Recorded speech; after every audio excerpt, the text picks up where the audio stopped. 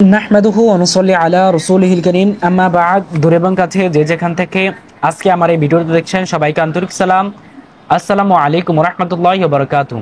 তো আজকে আমরা উর্দু কা পেহলি কিতাবের তৃতীয় নম্বর সবক নিয়ে আলোচনা করব। তো তৃতীয় নম্বর সবকে জবর জবরের যে আলোচনা রয়েছে, উর্দুতে জবর হরফের উপর জবর আসলে কিরকম উচ্চারণ হবে সেই আলোচনাটা নিয়ে আজকে আমরা আলোচনা করব।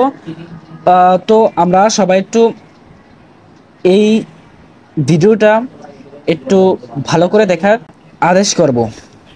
তো শুরুতে রয়েছে হামজা জবর আ, বা জবর বা, পে জবর পা, তারপর তা জবর তা, টে জবর টা, সা জবর সা, তারপরে জিম জবর যা, তারপরে যে চে জবর চা, হা জবর হা, খ জবর খ, তারপরে ডাল জবর দা, ডাল জবর ডা, তারপর জাল জবর জা, রে জবর রা, তারপরে এটা কি রে জবর রা, রা এরকম হবে।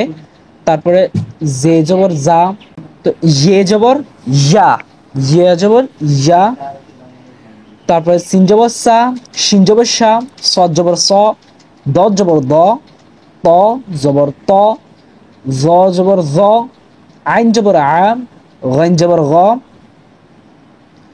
তারপর